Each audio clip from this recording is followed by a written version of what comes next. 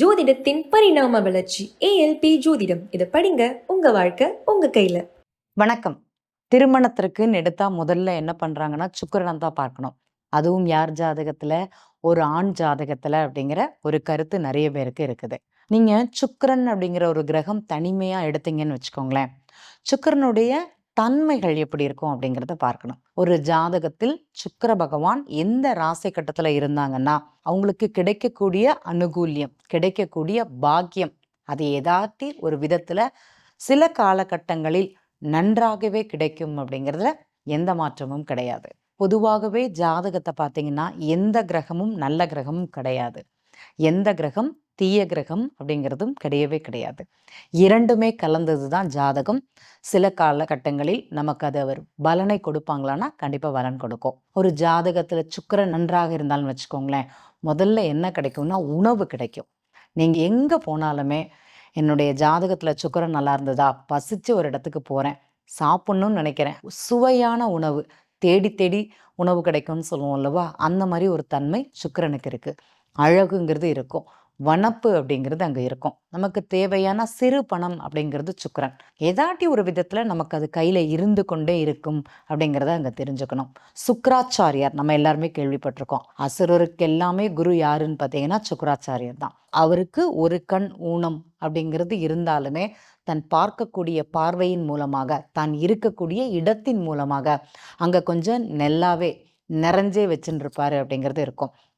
அவர் அசுர குருவாக இருந்தாலும் அந்த அசுரர்களை ஒருபோதும் அவர் விட்டு கொடுத்ததே கிடையாது. உங்களுக்கு தெரியுமா? தேவையானதை அந்த மக்களுக்கு, அந்த அசுரர்களுக்கு கொடுத்துட்டே இருப்பார். நம்ம உபதேசம்னு இல்லை, இன்னைக்கு பணம்னு எடுத்துக்கலாம். இன்றைய தேவைக்கு பொருளாதாரம், ஆடம்பரம், ஆடம்பரத்துக்கான பணம் உங்களுக்கு தேவையா? கண்டிப்பாக அது கிடைக்கும். அதை நீங்கள் எந்த விதத்தில் பயன்படுத்த போகிறீங்க? சிலர் இமிட்டேஷனே பார்த்தீங்கன்னா கோல்டு லெவலில் வாங்குவாங்க. அதுக்கு 1 கிராம் கோல்டோ இல்லைனா 1 கிராமில் கோல்டோ 1 கிராமில் ஒரு தங்க காயினோ கூட வாங்கி வச்சுக்கலாம். அந்த மாதிரி ஒரு தன்மையை சுக்கிரன் கண்டிப்பாக கொடுப்பாரு. வாங்கினதை பாதுகாப்பாக வைக்கக்கூடிய ஒரு தன்மை அப்படிங்கிறது நம்ம ஜாதகப்படி என்னுடைய லக்ன நட்சத்திர புள்ளி நல்லா இருந்ததுன்னா அது எனக்கு தனியாகவே கிடைக்கும் அப்படிங்கிறது இருக்கும். சுக்கிரன் உடைய சொல்லலாம், வாசனை திரவியங்களை சொல்லலாம், அலங்கார பொருட்கள், ஆடம்பர பொருட்கள் எல்லாமே சுக்கிரன் தான். எங்கள் வீட்டில் ஏசி இருக்குது, ஃப்ரிட்ஜ் இருக்குது, வாஷிங் மிஷின் இருக்குது. நமக்கு தேவையானதை ஒன்றொன்றாக மொத்தமாக இல்லாமல் ஒன்றொன்னா ஒரு பொருளாக சேர்க்கை தர்றது யார் அப்படின்னா சுக்கிரன். அதை தகுந்த காலகட்டத்தில் உங்களுக்கு கொடுப்பது யாருன்னா சுக்கிரன் தான். சுக்கிரன் ஜாதகத்தில் நல்லா இருந்ததுன்னா இதை ஒன்றொன்னா அவர் சேர்க்க விடுவார்.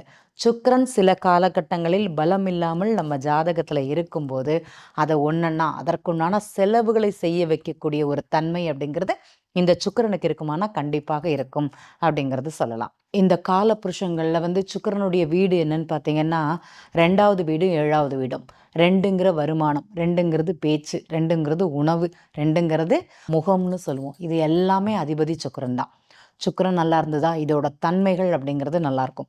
சிலர் ஜாதகங்களில் கேட்பாங்க, பொண்ணோட தன்மை எப்படி இருக்கும், பொண்ணு நல்லா இருப்பாங்களா, அழகாக இருப்பாங்களா அப்படின்னு ஒரு கேள்வி கேட்டாங்கன்னா அந்த பெண்ணுடைய ஜாதகம் ஏஎல்பி லக்னம் சொல்லக்கூடியது திருமணத்தின் போது, உதாரணமாக மேஷ லக்னமாக இருந்ததுன்னா பொண்ணு அழகாக பேசுவாங்க, இனிக்க இனிக்க பேசுவாங்க. சுக்கிரன் அப்படிங்கிறது இனிப்பு, நல்ல பேச்சு, நல்ல குடும்பம், நல்ல பாரம்பரியம் மிக்கது அப்படிங்கிறத மாதிரி நம்ம தாராளமாக சொல்லலாம். அதே மாதிரி களத்திர ஸ்தானத்துக்கு அதிபதி யாருன்னு பார்த்தீங்கன்னா சுக்கிரன். பையன் அழகாக இருப்பானான்னு கேட்பீங்கன்னா கண்டிப்பாக பையன் அழகாக இருப்பான், நல்ல வனப்பாக இருப்பான், ஹைட் அண்ட் வெயிட்டாக இருப்பான், பார்க்குறதுக்கு நல்ல நிறமாகவும் இருக்கான். வசீகரிக்கக்கூடிய தன்மை யாருக்குன்னு பார்த்தீங்கன்னா சுக்கிரனுக்கு மட்டும்தான். கல்யாண வீட்டில் நிறைய பெண்கள் அப்படிங்கிறது இருப்பாங்க. பட்டுப்புடவை, நகை எல்லாமே நம்ம நிறைய பார்க்கலாம். ஒரே ஒரு வளையல், ஒரே ஒரு மாலை, ஒரு அழகான ஒரு சாரி போட்டுட்டு அந்த ஒரு பெண் மாத்திரம் இருந்தால் கூட அவங்க ஜாதகத்தில் நல்லா இருந்ததுன்னா அந்த அழகு அப்படிங்கிறது அவங்கள ஈர்க்க வைக்குமானா ஈர்க்க வைக்கும். பேச்சானாலும் சரி, படிப்பானாலும் சரி. படிப்புக்கு அதிபதியும் பார்த்திங்கன்னா நீங்கள் புதனும் குருவும்னு சொன்னீங்கன்னா சில கிரகங்களில் இப்போ கன்னியா லக்னத்திற்கு யார் படிப்புக்கு அதிபதின்னு பார்த்தீங்கன்னா சுக்கிர பகவான் தான். அப்போ அக்ஷய லக்னம் கன்னியா லக்னமாக செல்லும்போது சுக்கிரன் 2ஆம் பாவகத்திலே இருந்தார்னு வச்சுக்கோங்களேன், நல்ல படிப்பு அப்படிங்கிறது அந்த குழந்தைகளுக்கு சொல்லலாம். இந்த சுக்கிரன் வந்து அசுர குரு அப்படிங்கிறதுனால மெடிக்கல் சம்பந்தப்பட்ட படிக்கக்கூடிய தன்மையை கொடுக்குமானா இவங்களுக்கு கொடுக்கும். அந்த மாதிரி ஒரு யோகம் இருக்குமானா கண்டிப்பாக இருக்கும்னு சொல்லலாம். மேஷ லக்னம் அக்ஷய லக்னமாக போகும்போது இந்த மாதிரி நிகழ்வுகளை ஏற்படுத்துமானா கண்டிப்பாக ஏற்படுத்தும் அப்படிங்கிறதுல எந்த மாற்றமும் கிடையாது. சுக்கிர தசை உங்களுக்கு நடக்குது, ஓஹோன்னு இருக்குன்னு சொல்லுவாங்க. சிலர் என்ன சொல்லுவாங்க, சுக்கிரன் குட்டி சக்கரன் கொடுத்து கெடுக்கும்னு சொல்லுவாங்க. நல்ல ஆடம்பரமா ஒரு குழந்தைக்கு எல்லாத்தையும் வாங்கி கொடுக்குறோன்னா அது எங்கே படிக்கும்? கரெக்ட்டுங்களா? இப்போ நம்ம வீட்டு ஆத்துல சின்ன குழந்தைகள் இருக்காங்க. படிக்கக்கூடிய நேரத்தில் சாப்பாடு கொடுத்துட்றோம். ஒரு 2, 3 இட்லியை வச்சு சாப்பிடுமான்னு சாப்பிட்டுட்டோன்னா அந்த குழந்தைக்கு நல்ல தூக்கம் தான் வருமே தவிர படிப்புங்கிறது ஏறாது. அப்போ சுக்கிரன்கிறது அவங்க ஜாதகத்தில் எப்படி இருக்குது அப்படிங்கிறத பார்க்கணும். அந்த தகுந்த நேரத்தில் ஒரு தகுந்த செயல் செய்வது சிறப்புன்னு சொல்லுவோம். இது குழந்தைகளாக இருந்தாலும் சரி, பெரிய குழந்தைகளாக இருந்தாலும் சரி. இது பெரியவங்களாக இருந்த ஒரு 18, 20 வயசு குழந்தை பணத்தை கொடுத்தோம்னா என்ன செய்யும்? தன் ஆடம்பர செலவு அப்படிங்கிறத பண்ணும். பேச்சுங்கிறது கொஞ்சம் இதாக இருக்கும். அதனால என்ன பண்ணும்? பணம் அப்படிங்கிறது அவங்களுக்கு பார்த்து கொடுக்க வேண்டும். படிப்பில் கவனம் இருக்காது. பணத்தை எப்படி செலவு பண்ணணும், ஃப்ரெண்ட்ஸ் கூட எப்படி போகணும், எந்த மாதிரி செலவு, அவங்க கூட பேச்சுக்கள் அப்படிங்கிறது அதிகமாகவே இருக்கும். அப்புறம் அவங்க ஜாதகத்தில் சுக்கிரன் எந்த பாவகத்தில் இருக்காங்கன்னு பார்த்தாங்கனாலே உங்களுக்கு புரிதல் அப்படிங்கிறது ஏற்படும். 12 பாவகங்களில் சுக்கிரன் எந்தெந்த பாவகத்தில் இருந்தாங்கன்னா நல்லது செய்வார். மிதுன ராசியில் சுக்கிரன் இருக்கலாமா? இருக்கலாம். ஆனால் புதன் வீட்டில் சுக்கிரன் ஒரு கேள்வி இருந்தாலுமே அவர் இருக்கலாமானா இருக்கலாம். நற்பலன்களை செய்வார், ஆனால் கண்டிப்பாக நற்பலன்களை செய்வார் அப்படிங்கிறது சொல்லலாம். சரிங்க, எனக்கு வந்து கன்னி ராசியில் சுக்கிரன் இருக்கிறாரு, அப்போ இங்கே இருக்கிறாரு, இங்கே எப்படி இருப்பாருன்னு ஒரு கேள்வி கேட்டிங்கன்னா, கன்னி ராசியில் சுக்கிரன் இருக்கும்போது ஒரு போராட்டமாக இருக்கும். ஈஸியாக ஒன்று செய்யவே முடியாது. போராடி போராடி செய்யக்கூடிய ஒரு தன்மை அப்படிங்கிறது இந்த சுக்கிரனுக்கு இருக்குமானா இருக்கும். அதே இது விருச்சிக ராசியில் சுக்கிரன், நீங்கள் வந்து அரும்பாடு படணும். எப்படி? என்னுடைய ஒரு செயல் செய்வதற்கு முன்னாடி அதை கோடி தடவை அதனை யோசனை பண்ணுவாங்க. பண்ணணுமா வேண்டாமா, செய்யலாமா கூடாதா அப்படிங்கிற தன்மை அவங்களுக்கு அதிகமாகவே இருக்கும். ஏண்டா இந்த வாழ்க்கைன்னு சொல்லுவோம் தெரியுமா? அந்த மாதிரி ஒரு தன்மை. மனப்பக்குவங்கிறது இந்த விருச்சிக ராசியில் உள்ள சுக்கிரனுக்கு வந்து கண்டிப்பாக கிடைக்காது. ஒரு ஆசோலேஷன் மைண்ட்.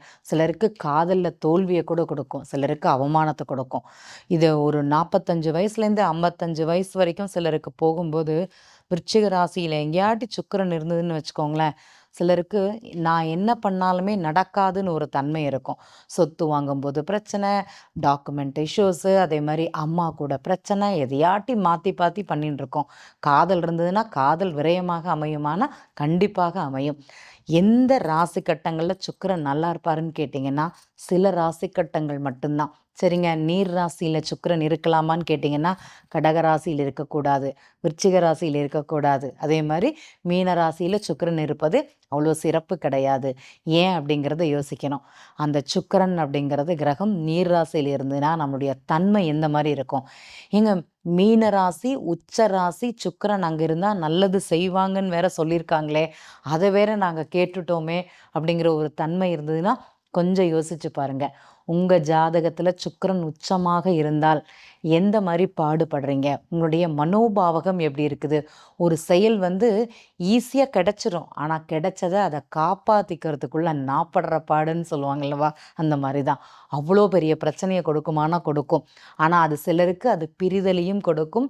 அது வந்து நம்மளை விட்டு போகக்கூடிய ஒரு தன்மை இருக்குமானா கண்டிப்பாக இருக்கும் அப்படிங்கிறது சொல்லலாம். நன்றி. ஜோதிடத்தின் பரிணாம வளர்ச்சி ALP ஜோதிடம். இதை படிங்க, உங்க வாழ்க்கை உங்க கையில.